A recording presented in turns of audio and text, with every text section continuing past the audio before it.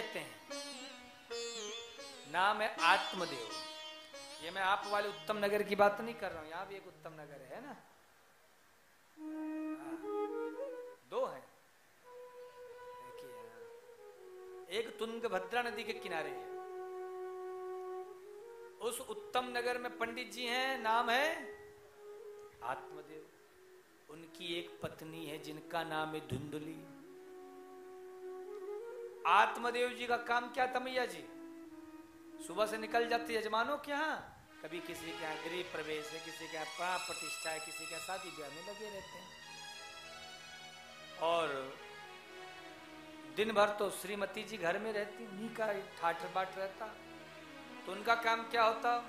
कभी सामने वाले से झगड़ा कर लेना, कभी किसी पड़ोसी से बोलचाल बंद कर लेना, कभी दिन भर किसी पड़ोसी घर में बैठ के तारक मेहता का उल्टा चश्मा ही देखते रहना, कभी कुछ भी ना मिला तो किटी पार्टी वाले आजकल बहुत मार्केट में छाए हुए हैं, उस ग्रुप को भी ज्वाइन कर लेना।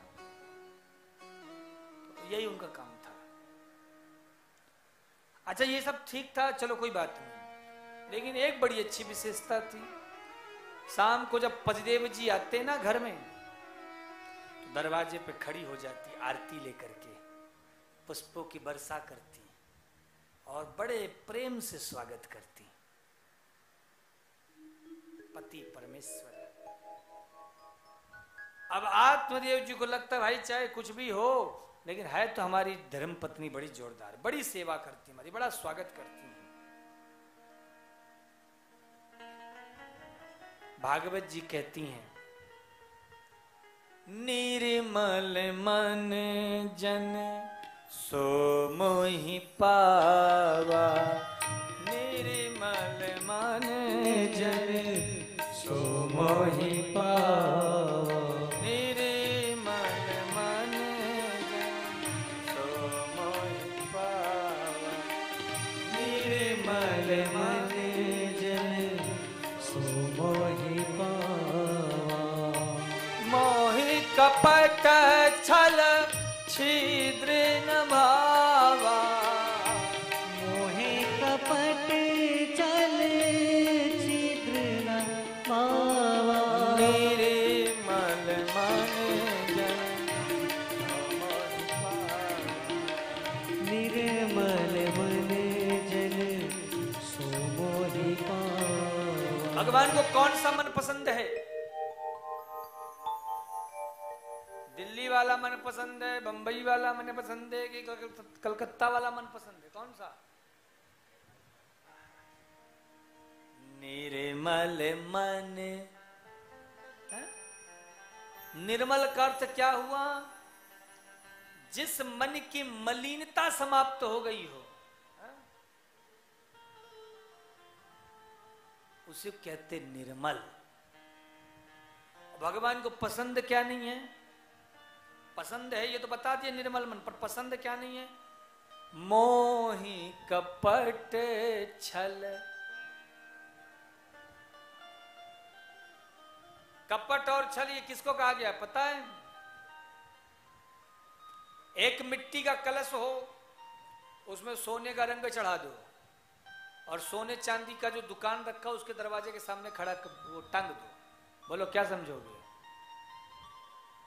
समझोगे ना? इसको कहते छल। छिद्र किसे कहते हैं? कितना भी बढ़िया गंगा जल क्यों ना हो, पर यदि कलश में छेद होगा तो सारा का सारा जल बह जाएगा। तो आप कथा को कितने भी भाव से क्यों ना सुने, लेकिन आपके भीतर यदि ये कपट या छिद्र रूपी ये विष यदि पहुंच गया तो सब की सब जितनी भी कथा सब यहीं की यहीं धरी रह जाएगी। इसलिए भगवान कहते मुझे छल कपट और छिद्र ये बिल्कुल पसंद नहीं है।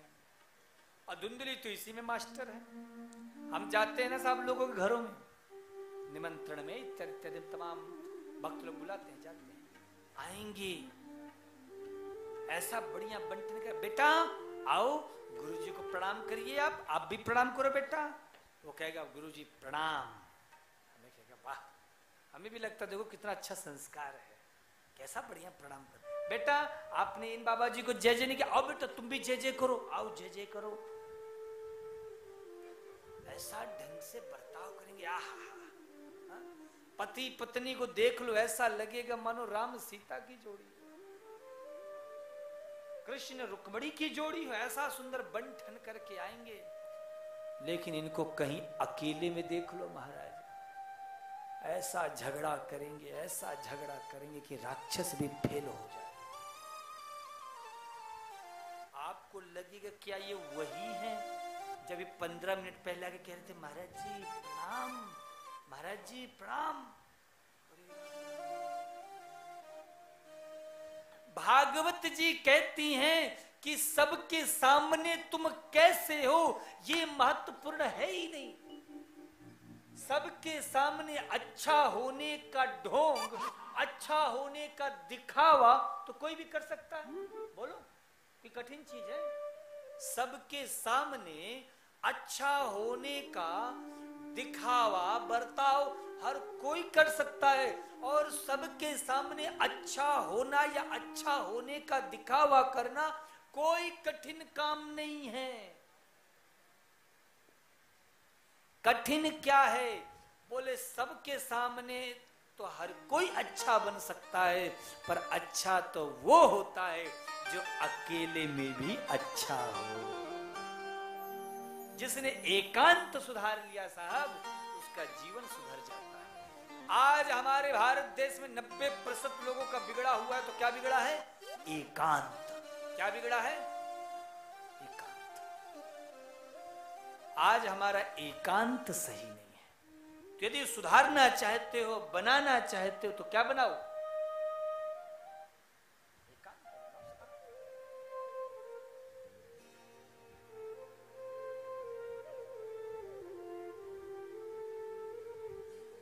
आज के समय में एक मुखी आदमी और एक मुखी रुद्राक्ष दोनों ही दुर्लभ है। मन में कुछ, वाणी में कुछ, व्यवहार में कुछ,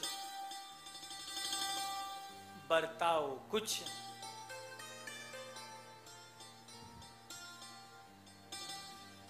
धुंधली यही तो करती है, पति के सामने कुछ, भीतर कुछ। आप बुरे हो कोई बात नहीं, पर बुरे बनो फिर। पर हमारी समस्या क्या है? हम सब धुंधली बने हुए। ये धुंधली कौन है आपको पता है? धुंधली कहते बुद्धि को। किसे कहते हैं? बुद्धि को। हम ज्ञानी बन नहीं पाए और अज्ञानी खुद को मानते नहीं। ना जाने कितने लोग यहाँ पे बैठे होंगे जो सोच रहे हैं काश एक बार ये व्यास जी वाला मैकुआ हमको मिल जाता। ऐसा बढ़िया प्रवचन देते हैं, ऐसा बढ़िया प्रवचन देते कि ये व्यास जी भी फेल हो जाते। व्यास जी तो हिंदी है, संस्कृत बोले, हम तो अंग्रेजी अलग से सुनाते।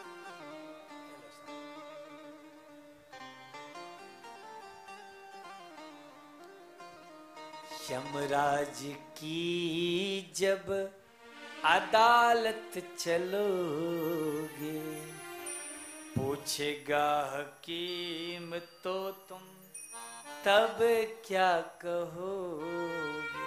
और एक बात बोलूं साहब, आज हम अपने दुख से उतने दुखी नहीं हैं जितना बगल वाले के सुख से दुखी हैं। साहब अपनी तो वही पुरानी मारुति 800, बगल वाले के देखो अभी अभी नई नई ऑडी आई है। कल ही देख रहे थे एक महिंद्रा का महाराज गरीब को पूजन उद्घाटन हो रहा था गाड़ी का, अपना वही पुराना स्विफ्ट डिजायर है ना। तो साहब हम दूसरे के सुख को देख करके दुखी हो जाते हैं और इसीलिए हम परेशान होते हैं। आपको क्या लगता है पैसे मात्र हो जाने से इंसान सुखी होता है? महाराज बड़े बड़े करोड़पतियों के यहां जाता हूं, अथाह धन है, बड़ी बड़ी फैक्ट्रियां हैं, बहुत अथाह धन संपत्ति कमा रहे हैं। उनसे पूछता हूं कभी अकेले में बैठ के, सेठ जी सुखी हो? करोड़ों का टर्नओवर हो रहा है हर महीने, लेकिन कहते हैं महाराज क्या बताऊं, डॉक्टर ने बोला हुआ है दाल का पानी पियो सूखी रोटी के साथ, करोड़ों की संपत्ति है माई बाप, दाल का पानी पी रहे हैं। कोई तन दुखी, कोई मन दुखी, कोई धन बिन रहत उदास। माई बाप, सच्चाई तो ये है, इस दुनिया में एक भी ऐसा आदमी नहीं है जो अपने छाती में हाथ धर के बोले कि मैं सुखी हूं। एक भी ऐसा आदमी नहीं है। क्यों? क्योंकि सुख यहां कहीं है ही नहीं। गीता में भगवान श्री कृष्ण कहते अशाश्वतम दुखालयम। ये संसार क्या है? भोजनालय मीन्स भोजन का घर, पुस्तकालय पुस्तकों का घर, औषधालय औषधियों का घर। तो ये संसार क्या है? और सुख कहां मिलेगा? अच्छा ये बताओ, तुम भोजनालय जाओ और कहो भाई साहब एक गिरा सर दर्द की गोली तो दो, मिलेगा? या औषधालय जाओ, भाई साहब एक गर्मा गर्म चाय तो पिलाओ बढ़िया सी, मिलेगा? औषधालय में औषधि मिलेगी, पुस्तकालय में पुस्तक मिलेगा, भोजनालय में भोजन मिलेगा। इसी प्रकार से दुखालय में क्या मिलेगा आपको? तो सुख कहां है? एड्रेस दूं? नोट कर लो, बार बार नहीं बताऊंगा। बाबा तुलसी के शब्द कहते हैं, जे आनंदे सिंधु सुख राशि, सी करते त्रैलोक्य सुपास। जे आनंद सिंधु सुख राशि, सी करते त्रैलोक्य सुपास। सो सुख धाम राम यस नामा, सो सुख धाम राम यस नामा। अखिल लोक दायक विश्राम, अखिल लोक दायक विश्राम। जो आनंद के सिंधु हैं, आनंद के सागर हैं, वो हमारे प्रभु श्री राम हैं, गोविंद हैं, गिरधर हैं। इसलिए यदि जीवन में सुखी रहना चाहते हो तो किसका शरण पकड़ो? हाँ,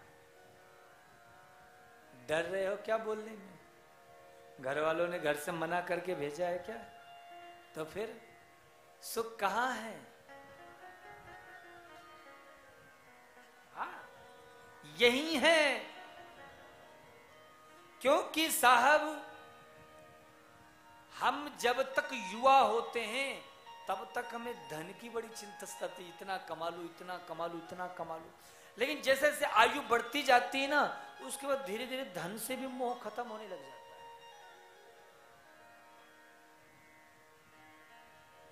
उसके बाद फिर इन किन प्रकार अंत में हमें उसी मुरली वाले की शरण में आना पड़ता है। हाँ, इसीलिए साहब जब यमदूत धक्के दे करके निकाले घर से तब घर छोड़ो। उससे जब पहले से बुरिया बिस्तर समेट करके और तैयारी पूरी बना लो, बस बुलावा आएगा निकल लेंगे। ना किसी की दरकार, ना किसी की चिंता। और नहीं तो महाराज मरना ही, पर ऐसे सड़ सड़ करके